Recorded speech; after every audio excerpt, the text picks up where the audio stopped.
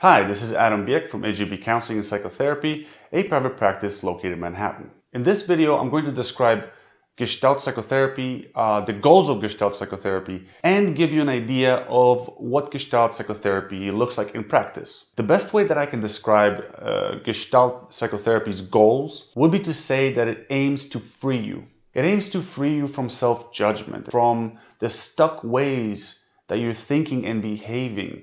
It aims to free you from the way that your past has chained you. Now, the way that Gestalt does this is by looking, for the most part, only at the present moment. It's looking at how you relate to everything around you from moment to moment. That means that most of the therapy is spent just looking at what's happening right here, right now, as opposed to talking about things that have happened to you in the past. The present moment includes emotions, thoughts, feelings, and bodily sensations, which are oftentimes clues to the feelings that we're having. All of those things are treated with equal importance. No one thing is more important than the other. A thought is no more important than a feeling. A feeling is no more important than a sensation that you have in your body. It's all about the total picture of what's happening. Now, some Gestalt therapists will actually stay away from thoughts, and there's a good reason for that. The reason is that most of us spend most of our time in our heads anyway. So if our goal is to free you, we got to try something new. We can't be doing, as that quote goes, doing the same thing and expecting a different result. Gestalt assumes that the present moment is where we can most clearly see how we exist, how we relate, how we experience our existence. Now, just because we stay in the present moment, that doesn't mean that you can't, in the course of therapy, bring something into the therapeutic room or to your therapist that happened to you in the past. You can.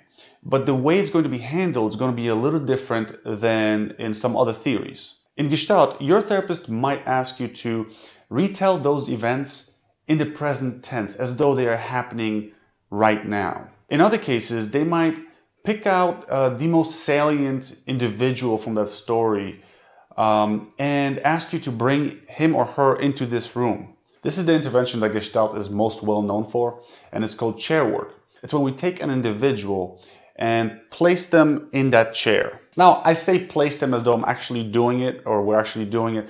It is done imaginatively, but Gestalt therapists really don't like the use of that word, imaginative, because we really want to eliminate any kind of disconnect that you have towards that individual, that symbol, or that thing. And if we use the word imaginative, then we're putting like this linguistic or semantic barrier between us and the thing that we're really trying to get in touch with. Your Gestalt therapist will always be looking for any signs of recoil.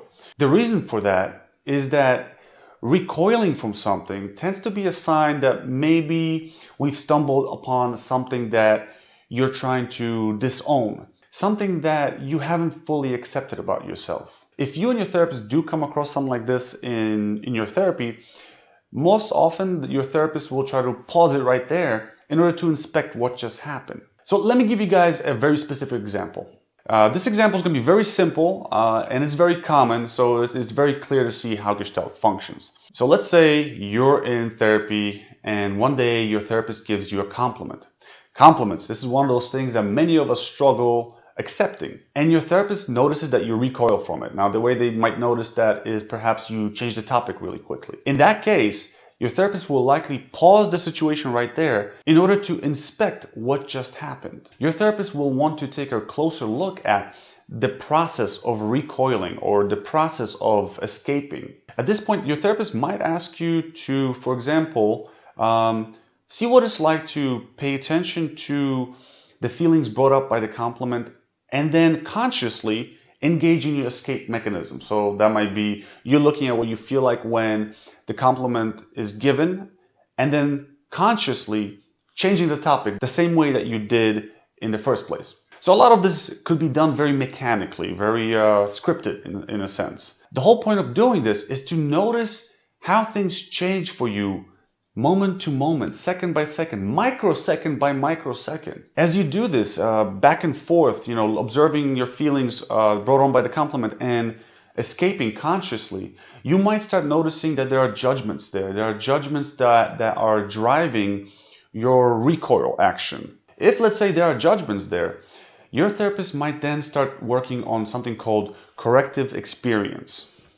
Corrective experience is really the reliving of something that was maybe traumatic in our past, but in a healthier context, in a place where, in this case, you don't experience any kind of judgment for feeling good about yourself. As you do this in therapy over and over again, this constant switching back and forth, over time you will start beginning to experience a sense of choice.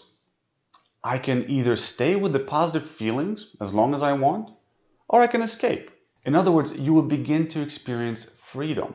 This is just one very simple example of Gestalt in action. As you might have noticed in this example, Gestalt is a lot more focused on doing rather than talking about doing. Gestalt is really big on encouraging curiosity and, as a result of curiosity, experimentation. For a lot of us, there's a lot of things that we don't even want to touch. And because we really don't want to touch, we never really unravel the things that sit deeper inside of us. By fostering curiosity, we're building this desire to approach those things. As we become curious about ourselves and about the things that happen for us, about the way things shift for us from moment to moment, we're more prone to engage in experimentation with the way that we exist. Gestalt is huge on experimentation. Experimentation is that vehicle that leads us to freedom. Experimentation is that thing that kind of gets us to start shaking off all the chains that have been put on us through our past experiences. So in the earlier example that I gave, the experiment could have been to see what it feels like as you shift your attention from the feelings that the compliment brought up towards your escape behavior, and observing what are the changes in your overall emotional, sensational context. Another example of an experiment could be seeing if you can find like a sweet spot between experiencing those feelings brought on by the compliment and also a disconnect from those feelings. That could be created in a number of ways, and they're probably individual to you, but some common things could be the control of your gaze. How much are you looking at your therapist who gave you the compliment? This sweet spot that I'm talking about in Gestalt is known as contact boundary. It's the place where you can more or less comfortably stay and experience the feeling that you're currently experiencing. So by following a process that's may or may not resemble the example I gave you, again, this is just one very simple example, but by following this and doing this over and over again with all kinds of different things that come up for you during session, you would over time come to accept yourself. And as you come to accept yourself, you will become free to choose who you want to be. I hope you guys found this helpful. Leave your comments. If you have any questions, please feel free to ask them in the comment section. Subscribe, hit the like button, and I'll see you in the next video.